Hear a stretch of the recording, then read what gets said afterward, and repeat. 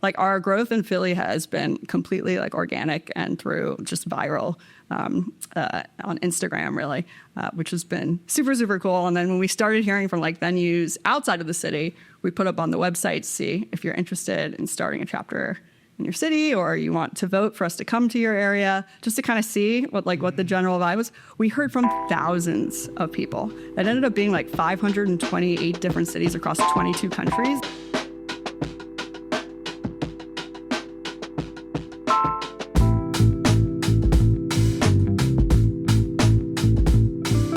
Welcome back to Brew Podcast. I'm your host, Richie Tevlin, joined as always by Evan Blum. Hello. Before we get started, go to YouTube, hit the subscribe button, and thank you to our sponsors, The Beer Accountant and Zilk & Co. And Zilk & Co. Thank you for everything. But today we welcome on Melissa Schipke from Pitch a Friend. So we've been talking for a little bit. Also, I think I have met you before. Because we want to hear about your whole history. Everybody knows what Pitch a Friend is now, but you have been a startup founder for 6 to 7 years, 8 years, like 12 years now. 2013. 2013. Yeah. Cool. So you also used to be the head of the Smeal Club Philly. Yeah. Yes. Yep. So yeah. I think I went to an event at Evil Genius. Way back when. Way back when. Okay. I'm sure you were there. I'm sure. So I definitely met you before, but we don't remember that. But. Yeah. That's so funny. I used to be really involved with the Philly Alumni Association chapter too, and MC and to host game watches down at the Field House. Cool. In my younger days. We had I did an event at Victory, the Victory Tap Room a couple years ago with Wendy Jo. Yeah, Wendy Jo's the best. Yeah, over at Smeal, she's the best. That whole team over there is rock stars. Yeah, it is great. But welcome. So Pitch a Friend is a dating event.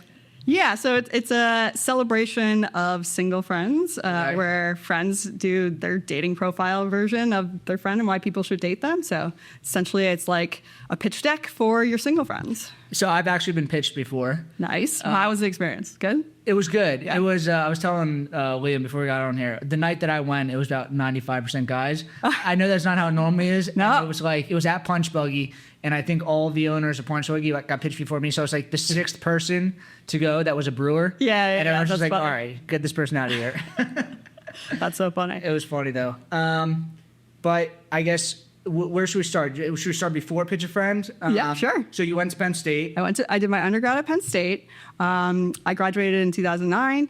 It was kind of the hiring freeze years. So job market was really tough. I was really fortunate that I had done an internship with Altria, Big Tobacco, and they gave me a job when I was a junior. So I was kind of locked and loaded my senior year and worked for them, Marlboro, Skoal, Copenhagen, Black & Miles. They had a bunch of purchases while I was there doing data analytics for essentially Big Tobacco doing. Yeah, like 3 6 at the end. No. You don't ever even touch product. If anything, you're taking down signs more than you're putting them up. But I was doing seasonal forecasting and trends for traffic through Wawas down at the shore, kind of understanding inventory and stuff like that, and really kind of fell in love with the use of data there. Not necessarily the specific use case of data, but really loved the applicability of data-driven decisions in small businesses. Cool. So then you went from there to start your own business. Yeah. Did you have any experience starting a business or data stuff? You started a technology company. Yeah. So as you mentioned, being involved with the Smeal Club and other clubs, my whole idea for my first company and my current full-time job was really around leveraging data for alumni associations and alumni relations offices and figuring out ways to better connect with alumni around all the resources that schools really had to offer and building tools that help volunteer leaders filter that data back up to the universities and vice versa, and really kind of centralize and look at engagement that wasn't just giving related. So most universities just really kind of measure how much money you're donating.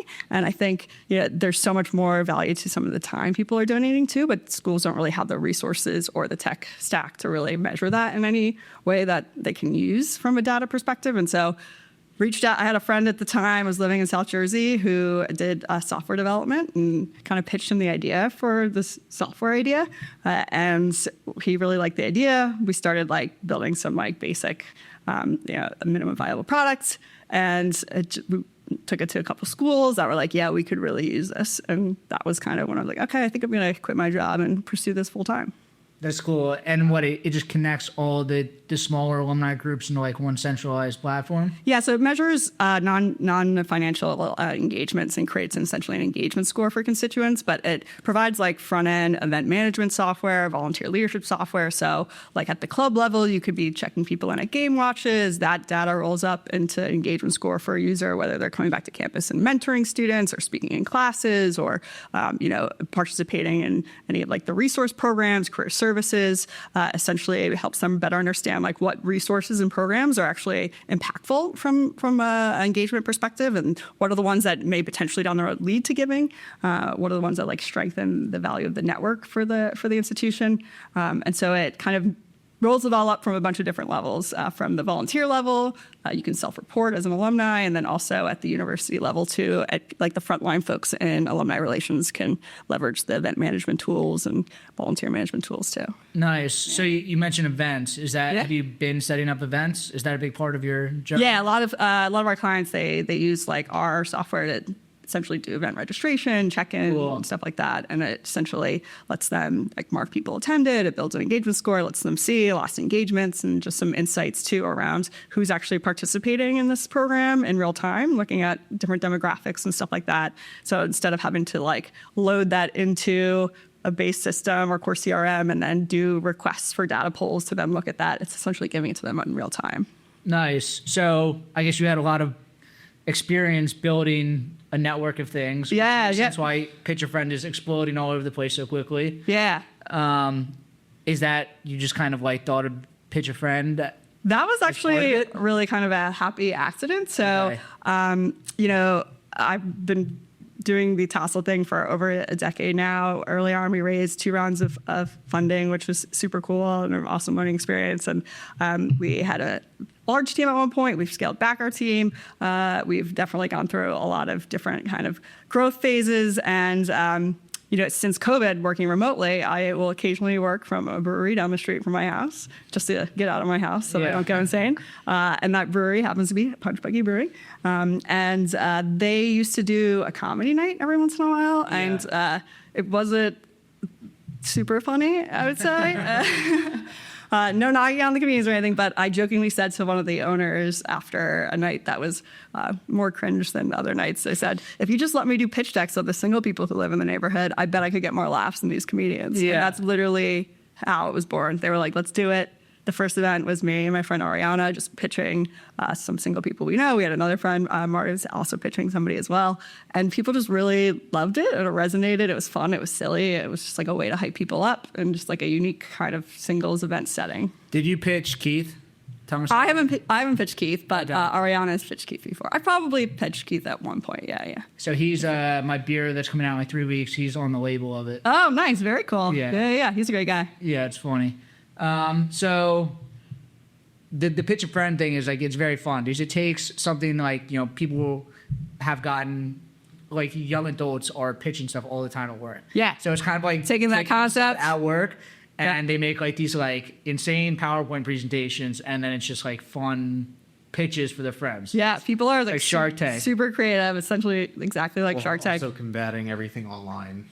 Yeah, and you're hearing the friends' perspective too, which I think, I think a lot of people feel like on the dating apps, you're getting like what that person is putting out or what they think people are going to swipe right on. And so being able to like hear the friends version and knowing they have like close enough friends that are willing to like go out on a limb and public speak for them and do this is also kind of like an automatic stamp of approval that you're probably a pretty decent person. No, it was fun. So Sam from the Boozy Mud pitched me and like, oh, okay, yeah, I remember this pitch. Yeah.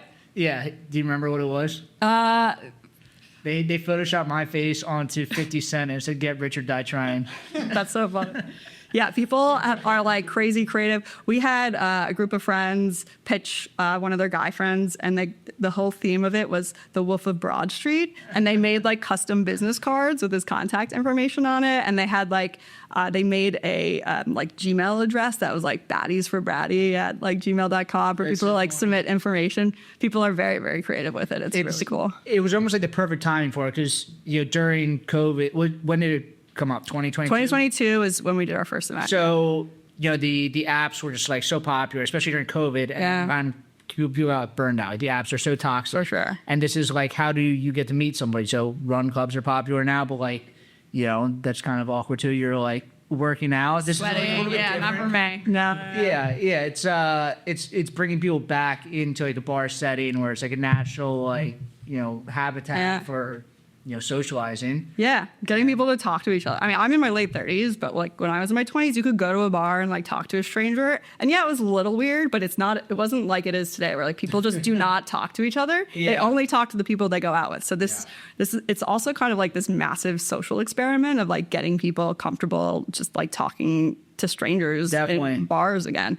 And obviously, I'm sure you guys see the trends too on like people are not going out as much. The younger generation, they don't do house parties anymore, which is so sad. And people aren't drinking as much. There's so many new options now for like mocktails and NA beer, which is great. But like getting people out and having foot traffic in some of these bars and breweries and small businesses in our areas is so important too. It's this other kind of positive piece of what we're trying to do. Definitely, Evan works a ton with breweries, and like what he's seeing is like the young people, they like events. Yeah. They want to engage socially and have some experiences while they're out. It's not just about what they're not drinking. just beverage anymore. Yeah. It's having something to actually draw you out there. For sure. Yeah, now sense. Every brewery is like this meeting house, like once a week. Obviously like they have trivia. They have like the karaoke night, whatever it is. But the Pitch a Friend was like the first thing that came out was like, all right, this is different and it's fun. And I remember the first one that came out. I think I was like on the second or third, but immediately it became super popular very fast. Yeah, and we again, this was something we were doing like outside of our normal 9-to-5 jobs. We're doing it monthly at Punch to start, and we just started hearing from other venues that want us to do it, and that's kind of when I was like, okay, let's put the startup hat back on and like on some weekends build some like back-end tech infrastructure and figure out what this looks like and what things we can automate and ways it could be scaled around the city, and just had kind of a lot of fun doing that and kind of seeing it work at like dive bar basement-y type vibes up to we've done an event at the 76ers area. So it's very cool to see how it works in different venues, how it's like bringing in foot traffic, people who are meeting at it and finding dates, finding love connections, finding just new friends because they're new to a city or they don't have a huge social circle, so they just want to come out and meet people. And so that's been like a super, super rewarding part of it. And it's all like our growth in Philly has been completely like organic and through just viral on Instagram, really, which has been super, super cool. And then when we started hearing from like venues outside of the city, we put up on the website to see if you're interested in starting a chapter in your city or you want to vote for us to come to your area, just to kind of see what the general vibe was. We heard from thousands of people. It ended up being like 528 different cities across 22 countries that were requesting pitch. And where do you hear about it? Just through Instagram? Through our website. They cool. fill out. People go and fill out, and they vote for places. Every city is scored in our database based off of how many votes it gets, how many people are interested in leadership, how many venues have reached out. That helps us identify like new places to launch. And I do like 2 15-minute like screening calls a day, and like at the end of my day, to talking to people who are interested in it and around the world, and I talk a bit to them about what dating is like in their city and where they're from. I've spoken to people in Egypt, in Ghana, like all over it's kind of nuts. And globally, like the trends are, no matter what culture you're in or what country you're in, people really love their friends and people really hate dating apps. That's crazy. That's so fun. It's was there something that like kicked off, or like, because you guys went from being down like 4 or 5 places around the city, I feel like, and now it seemed like we're going worldwide. Was it like a video or something that we had like a couple viral posts that had like 2 or 3 million views? Wow. That definitely got attention in a lot of different places, and then we started. It was last July, and we started I launched like our first chapter, and just like then people going to events or hearing about it through friends, and it's kind of spread that way as well. How much work is that for you guys to be managing it, or it's just like you kind of give them the playbook and it's like it's pretty straightforward? Yeah, we do like do onboarding and training for all of our new city organizers around the world. I like have terrible insomnia, so like time zones don't really matter to me. I'm always kind of working weird hours, so it kind of works for me. But yeah, and we have like a Slack community of all the city organizers. Again, they go through like a training program, an onboarding program, and then we have like a tech stack tech for them that essentially automates a lot of the transactional and admin work. Did you set a lot of that up? Yeah. Is that I love stuff like that. Oh yeah. You've had like all that experience, like Yeah, writing scripts and stuff. I love it. Yeah. that's fun. Yeah. This is like you're making like your own, like as if your startup wasn't enough. You like added on like Yeah. one startup. I don't know how to have a hobby. Like I would love to have just like a fun hobby that I don't turn into some type of job or scale in some way. That would be. But nice. this had like, I mean, perfect like market fit. Like Yeah, the timing is you just is right. exploded into Yeah. it. And it's There's like such pull like into everything. Like everybody wants this. for sure. It's such a simple concept. So it's like, I've been banging my head in the ed tech space for like over a decade, and for this to just kind of like overnight blow up on the side, be like, oh geez. Did you see has this happened before? Like were other people doing events similar? Yeah, I mean, yeah, during COVID, like presentation parties were like a thing. Like you present on a theme, like where you argue with friends over like what's the best chair, and like somebody presents on like a rocking, just silly I stuff. saw some article in Brooklyn. They're doing that like 15-minute presentations on like the Brooklyn Bridge or something. Yeah, or like favorite conspiracy. Like the idea of just kind of using like tech in a way that you're also being social. I think it was something that people were really looking for during COVID, and like leveraging things like Zoom and Hangouts. And Some of my favorite games are simple as that. Yeah. I forget the one that it's called. It's going to kill me. Snake oil is what a great one. yeah, like it's just like that. very basic. Snake oil. You get a fake product and you have to sell it too. Got it. Everybody gets a different product. It's kind of like a Shark Tank Cool. in a way in that sense. Yeah. How has it changed? Like you guys had the layout from the beginning. Yeah, I mean, we've been doing events since 2022, and as a data-driven person, I collect a lot of data, and so figuring out like what works, what doesn't work, different start times, days of the week, how many like pitches is not enough, how many pitches is too many. What's the sweet spot? So the pictures are 3 to 5 minutes long. Yeah. And then like what's the structure of it? You have 3 to 5 minutes, and then you go through a couple, and then We take some breaks. We have some games we do.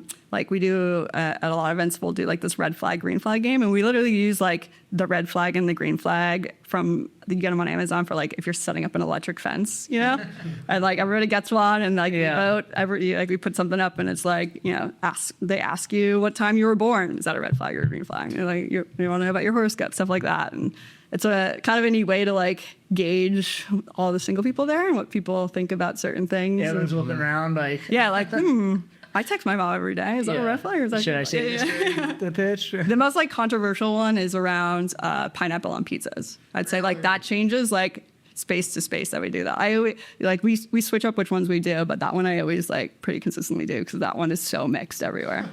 I do like pineapple on my pizza, but sometimes, but also like I just don't understand why people get offended by it. People just want. They have there's It's a yellow flag for me. It's like I just don't care. yeah. But I guess what like around Philly is Philly like the major market or like Yeah, we what are do the major like Philly. We probably do the most events most regularly. I'd say Denver is probably the second. They do a ton of events in Denver. It's going super well there. Amanda, who hosted out there, she's crushing it.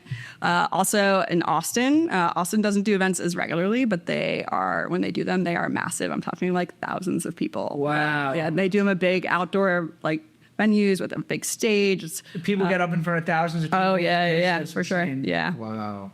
Yeah, I mean Punch Buggy, there's maybe 100 people there. I mean it gets pretty packed. but Yeah. 1,000 people. I mean most people go their whole life and don't speak in front of 1,000 people. Yeah, and like it's really nice to see. You can definitely tell based on the presentation what job that person does. Like sometimes we see like an agenda slide, which makes me laugh. Or obviously somebody in corporate America. But I also really love when it's somebody who is not super comfortable public speaking and like kind of comes up a little awkwardly because like they're very introverted. And to me, that's like if you have an introverted friend who's willing to do this for you, like you are an awesome person, and that person like really loves you. And then the crowd is just like hyping, like they're cheering on that presenter and making them and I just like, that's the vibe I really love about it is like the community aspect of it, of everybody like cheering for something cool that person does and applauding and just making people feel really comfortable. Sorry, go ahead. No, you go. Because we hear all the time from like, we get emails after the events from people who were pitched who are like, hey, just want you to know, like I was super nervous about this and going into it.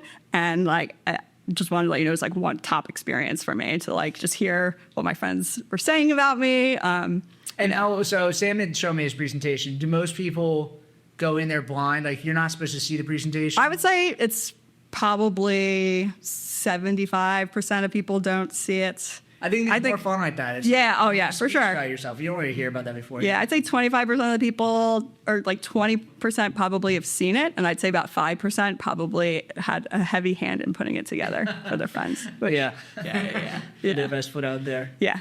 But yeah, it's like every single one is so creative. We've had people who have like their friend's a good baker, and so they bring in like baked goods samples to pass out. We've had people who have like QR codes on their shirts where you can scan to get to like photos and more info about them, or people who have like their phone number on like friendship bracelets that they're handing out to like people.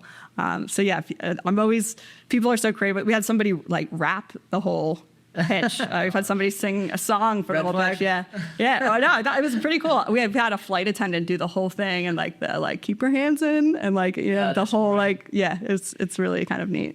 Well, do you ever imagine like just all these stories? No. Not it's a wild thing, and just hearing too what's happening in all the other cities. I haven't been to one in another city yet, which is on my list for the fall is to start like kind of traveling a little bit to go see them, just because it would be really cool to see there. I mean, I've seen videos and stuff all the time, and it's just really cool the impact it's had. We got in the summer we got a message from a couple celebrating their 1-year anniversary. They're at dinner and they texted us to say, "Oh, that's thanks." so fun." Because that's where they met, and so you gotta love that.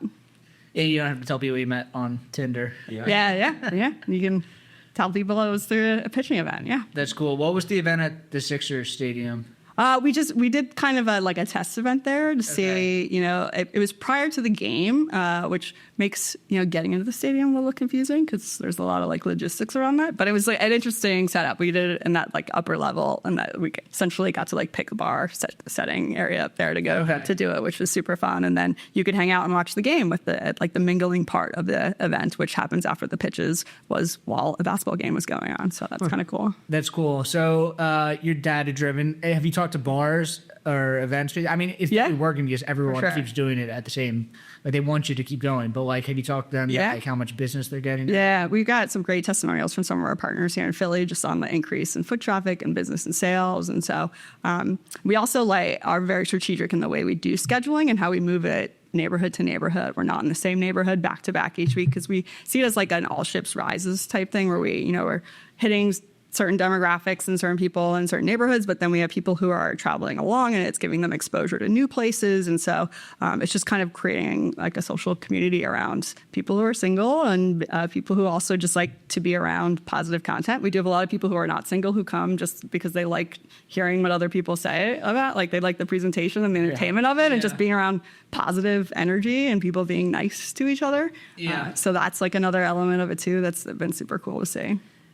So you guys are mostly at breweries, or is it per split? It's pretty mixed. Bars? Yeah, we have like typically like 1 to 2 venue partners per like neighborhood here in Philly, and I'd say it's probably 50-50 for like bar restaurant / brewery. Cool. So I know you guys go to the Boozy Mutt. The pet friendly events there. We have one coming up in 2 weeks for single pet parents. Nice. As if it wasn't already. It's like, all right, here's a picture of me and my dog. Yep. That's fun. What are some other cool? Are there venues that like around the world that are kind of unique that are like? The one in what did you say, Austin? That's a big like outdoor space. We started doing more with like baseball stadiums. We're getting contacts from a lot of like baseball stadiums. And how does that like in the stadium? Yeah, and like leveraging. We do in some cities. We do like a Pitcher Fest, which is like a much larger pitcher front event, which also then has other like vendors. And is that like a conference where you have to go around and just stand at their? It's essentially like there's like the pitching part of it, but then there's like like get your dating profile review. There's like a bunch of things you could do. So it's like kind of like a festival for single people and their friends to come and hang out. And those have been really cool to see take off. We're testing kind of a partnership with Regal Cinemas right now to do them in movie theaters, which is kind of cool. And the setups that they have, which is nice. Roll right into the first date. Yeah. Win some movie tickets, and like just kind of using some of the extra space at movie theaters for getting your pitch up on the big screen. Nice. Yeah, it's pretty cool to see kind of, again, it could fit in a lot of different places. Like we do them, some places that are like sit-down restaurants where there are people there that night that have a reservation that don't know Pitch of Run is happening. And I'm always like walking around and like trying to explain like what's about to happen. And not once have I gotten a complaint from somebody where like they're always like, this was so fun and so silly. Like we really enjoyed it. We have breaks enough where people can be resuming talking and then, the mingling at the end. We also do a partnership with the Philly Foster Program, ACCT Philly. So, I was going to ask, like, you have this for dating, but I feel like this is something that you could bring into other, like, pitch a friend, pitch a pet. Like, Pitch a Pet's a program of ours that I'd say about half of our cities and chapters participate in right now. It's something they can launch after they've kind of established events in their area, where local shelters and foster parents can submit some slides on some adoptable pets. Here in Philly, we feature a pet at every event. So whether like the foster parents can come and it's a dog-friendly place, or if they can't, like we will essentially pitch the pets for people and just include information about adopting and fostering. And so it's a cool program too. We have most of our dogs that we've ever been pitched have been adopted. So we only have like 5 or 6 right now that are available that are in our like featured Pitch a Pet program pets. And that's been a really fun program too. Which is kind of a way where we're like, if you're looking for love like right now and loyalty tomorrow, like undying loyalty, we got some options for you too. Nice. Yeah. What are some of the like countries I guess you're in at this point? Yeah. So How is that like first like inquiry or just like guess, are there any laws, I guess, is also that you have to navigate in that? Well, so even in the U.S., like certain laws are different around, like presenters typically get like a free drink for presenting, like in Virginia, that you can't do that. They can't give away free drinks. So stupid. So there's like, navigating that has been interesting. Also like translations has been fun from a tech perspective. We're really big in Oslo, Norway. So I know more Norwegian than I ever thought I would. But yeah, it's cool to kind of see how different cultures do. We've done some events in Hong Kong. We've done events in London. We're launching right now in Vienna. And we have 2 chapters that are launching right now in Cape Town and Johannesburg in South Africa. And so it's just been really cool to just connect with super awesome, outgoing people in these different places who just really love connecting people and want to help the singles in their area. And are you just doing this, for fun, or is this like a realistic commercial venture? Yeah, so we're paid similar to like a trivia host or entertainers coming into the venues. Yeah, but Quizzo is legitimate. I know people just like randomly do Quizzo, but like I think big Quizzo is a thing. Like you have to get certified. Oh, really? I know they get certified, or like they kind of give you questions. I think that there is some. There's probably an org that like oversees that. Yeah. I mean, I wouldn't call myself like a matchmaker. I wouldn't take dating advice from me at all, but I can hype a friend up really well. But you're starting this thing that's more engaging than Quizzo. It's like sitting at a table, like it's like a normal bar activity. But I feel like this gets people going. It's like for a bar, like they want to. Yeah, it's kind of like it's like a show. It's like we're paid similar to like entertainers, I guess you could say. That's cool. Yeah, and it's really, we try to make it so it's super, it's either free or super affordable for singles and their friends to come to. Because being single is, tough enough. And to have to charge people to go to dating events where you're like not guaranteed to meet, that's a lot to ask, I think, in this day and age. And, I feel like single people deserve a little bit of a break there and some type of fun activities that are low pressure. The foot traffic and sales generated for the space. So it's really just kind of like a win-win for everybody when it works out nicely. That's cool. What's like the hardest thing about it? Just managing all the people? Yeah, I'd say like scheduling can be really tough, and trying to like make sure we're hitting all the neighborhoods and moving things around right. And making sure that we're getting a good lineup for an event. That can be a bit challenging from like certain times of year. In the summer, when everyone's going down to the shore, sometimes we have to postpone or reschedule something. What's like a normal event? Like how many people are getting pitched?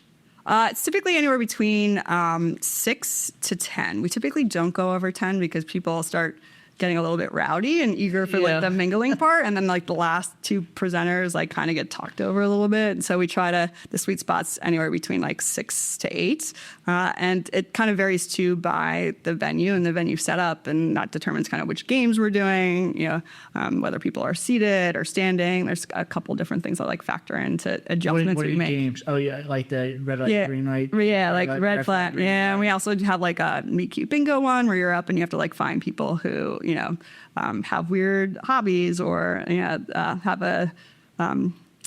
have an interesting opinion on something or have are left-handed and stuff like that, where then you have to write their name and you have to be able to like get on the mic and say those names and point those people out, and there's prizes associated with that. I can't do names. Yeah, well, you get to write it down, but it's like, we definitely check to make sure you're not cheating and that you've met these people and you've talked to them here. And we have awesome sponsors here in Philly and really kind of on a global scale that donate prizes and stuff for those people who are participating and winning stuff like that. I know like Fiddlehead raffled away a solo stove at our event in Delaware. Nice. Which is super cool. Yeah, so yeah. We have Guinness is awesome here in Philly and High Noon. Guinness shirt. Yeah. Guinness brings us that machine where you can literally get like a photo or anything scanned into the top of the Guinness. Oh my God, it's so cool. Yeah, so you could like literally put your number on the top of it and like send that drink to somebody, which is super cool. Yeah, there's so many different avenues I guess you could go as far as like a commingling event. Are you taking things that you've learned from this into Tassel?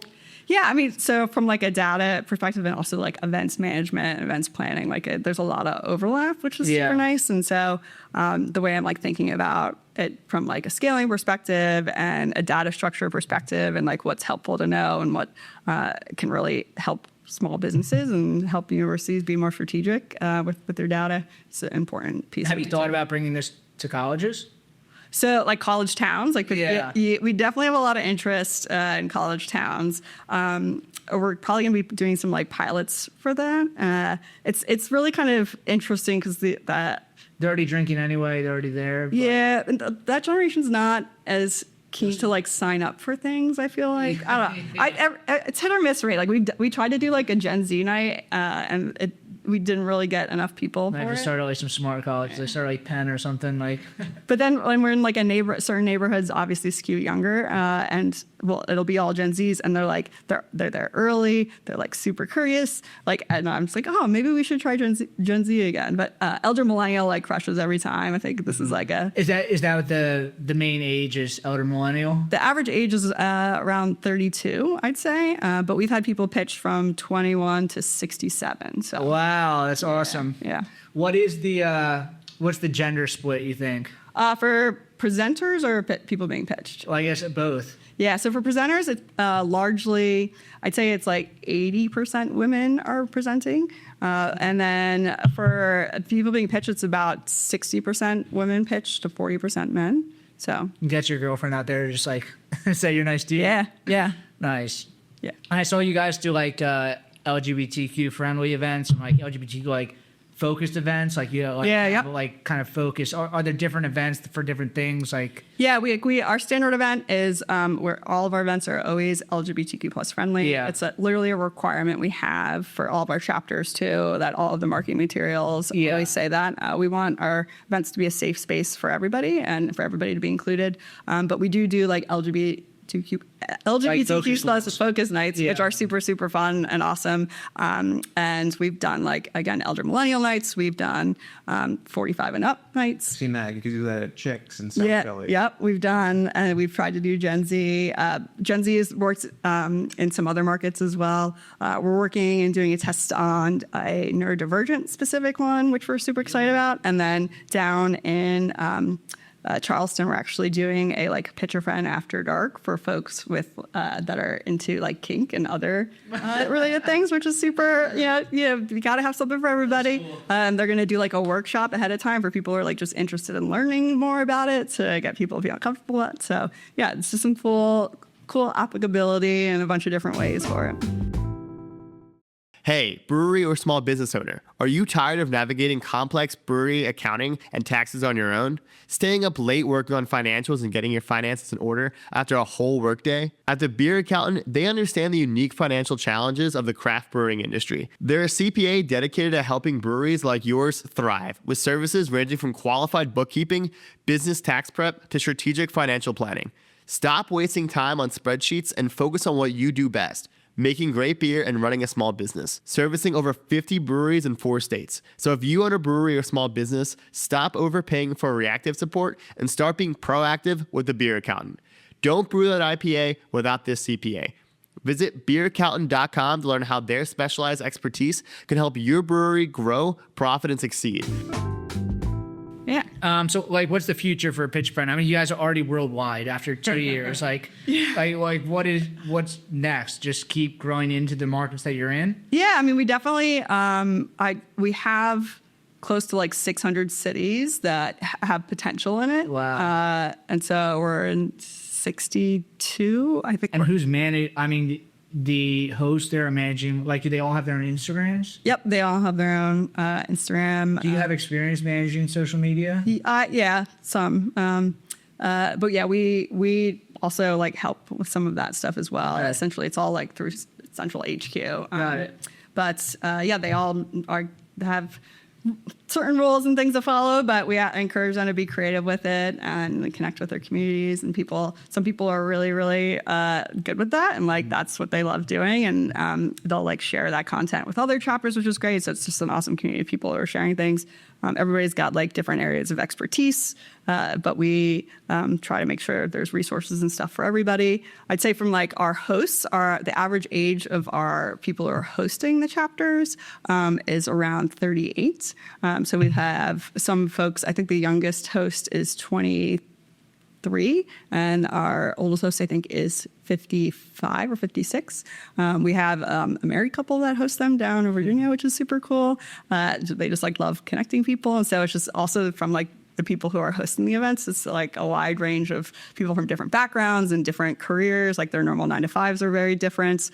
And so that's a pretty interesting piece of it as well. Just meeting those people and hearing their stories and what makes them excited to be doing something like hosting this. In their Definitely. And it's because it's all over the place. It's like people that move to new cities and don't know anybody, like this is a great place. Yeah. Yeah. I feel like, yeah, the apps are just kind of toxic, but also like just going to like a singles mixer, I think is like so awkward. I've never been to one, but I used to work. Yeah. So I used to work at Figo. Yeah. And we did some like mixer events, and it was just like, oh, it's the most awkward thing ever. Yeah. It's kind of like automatically breaks the ice and kind of like lowers everybody's like, barriers. It's Absolutely. Yeah. It's low pressure. And like your friends are there, whether they're single or not. Like love when like pregnant women are pitching their friends, because like these people were like stood by me during my wedding. They've been at my shower. They've done all the things. It's like, this is my time to hype them up. And also too, like, because the experience being single is just like not super great right now, and like you're just having bad experience after bad experience, it's just nice to have like that positive and fun time with it. I think to get people rejuvenated. Like, when you get married, you have a kid, like the single people are like always doing parties for them. Like, Yeah, they got- to get celebrated for being single. It's Absolutely, the yeah. tables are turned. Yeah, NPR actually came out and did an interesting article where they talked to some of the single people being pitched prior to them being pitched to say, like, what do you think are the things that your friends are going to say about you? And then talk to them after they saw their pitch, and just, how people even like perceive like what there's strengths are. And there's a lot of things they don't even recognize. It's cool. It's like what exactly what you're saying. Yeah. It's just like you get like this third party perspective of like, oh, this is how I'm perceived by my friends. Yeah. Yep. That's yeah. fun. So, and also too, like there are a lot of friends that maybe don't necessarily have those types of conversations with their friends. Like they may just be more like drinking buddies, or people who like just don't necessarily get into the deepness of like, what are you looking for in a partner, and like, what are your long-term goals, and how are you in a relationship? Because you really have that, friend relationship with them. And so it's really fun too as the friend. Like I've pitched a bunch of friends of mine to get to like sit down before and do like the research part for your pitch of like, okay, I want to know like, what's your credit score? Like, what did you buy your house? Like the things that like you just can't really naturally ask in conversation, or like, what are you looking for in a woman? Like what's your 5-year plan? Like so it's nice too as like the friend to like learn additional stuff about them. Definitely. Yeah. Definitely. So I imagine you've seen a lot of these pitches. Yeah. So say someone's getting ready to write a pitch for their friend, like what should they hit on? Like what are the spots that gets the people going? Like what are... Yeah, I mean, you definitely, it's definitely not a roast. We have a very specific rule around like no roast and then also like no nudity in the presentations. But that's really kind of like the rules around the pitches. We definitely tell people should say, you know, what they're looking for in a partner. And then also too, we always have to remind people, like, let people know if, like what their sexual preferences are, like if they're, you know, what they're looking for in a partner, and then what just makes them great. And like fun anecdotes and stories are always great additions to it. Like have fun with it, be silly with it. But yeah, definitely not a roast.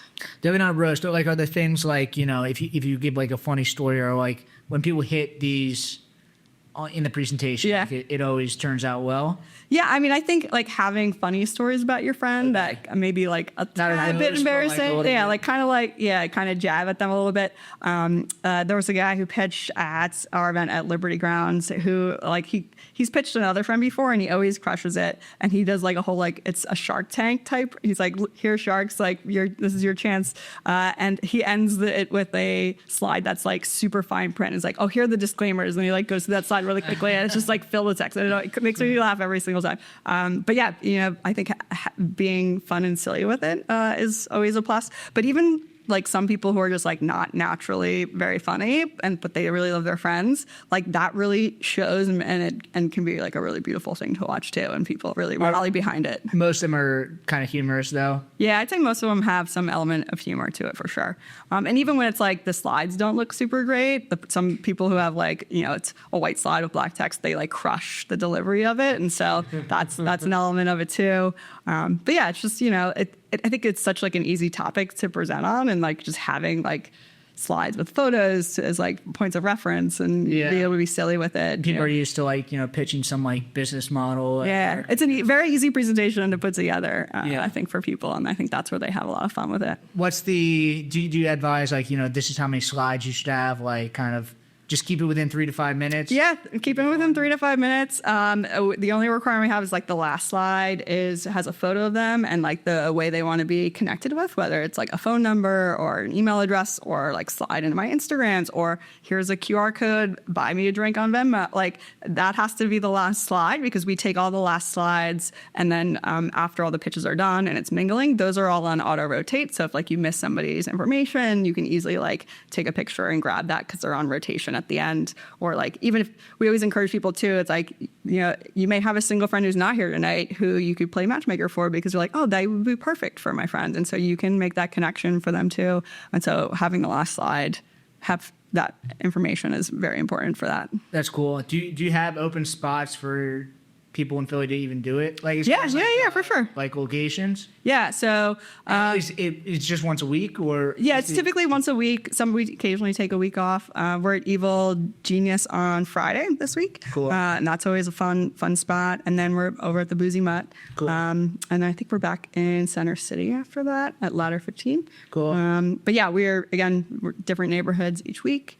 And it's just like a super, super fun time. Are you at all these in person still? Most of them, I'd say, yeah. Oriana hosts some of them as well. And then we have some friends who will tap into to host from time to time when one of us is away. But yeah, for me too, is like, I would be at home on my computer, like, or watching TV on weekdays. Like, it's a nice way to get like me out of the house personally. So it's gotten me into definitely parts of the city that I just was like, no, it's too far. And now I used to go around. I'm not going out socialize. I socialize with Evan and one other person, but I use this as like, you know, this is my socialization time. Yeah. So it's like, for me, it's good too. I used to, like, in early days of fundraising with Tassel, I used to do a lot of public speaking and be more engaged in the community stuff. So it's been like a nice way for me to get back out Can we there. go back to Tassel a little bit? So Evan and I just quit our jobs 2 years ago. You've been at this, like you said, for like 12, 13 years. Yeah.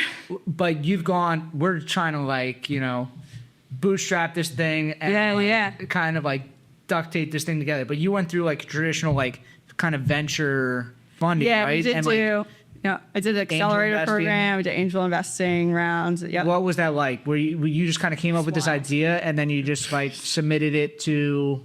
these angel companies, and like it was just constant fundraising and like building this thing? Yeah, the best way I can explain it is like a terrible version of dating where you're just going on dates with people who have a lot of money who are just rejecting you 24/7. So fundraising right now, I'm like, Yeah, okay, almost yeah. done it, hopefully, but it's like this summer has been the most stressful thing in my life. Yeah. You got to know the pitch deck back and forth. That was like definitely experience. There's a lot of that process that I feel like can't really be taught. I know when I was in school, the entrepreneurship wasn't really like a thing. So I went to Smeal also, and I took I was there 2011, 2015. Okay. And I was management, but it was like entrepreneurship. They had some, I started it probably right after you left. Okay, yeah.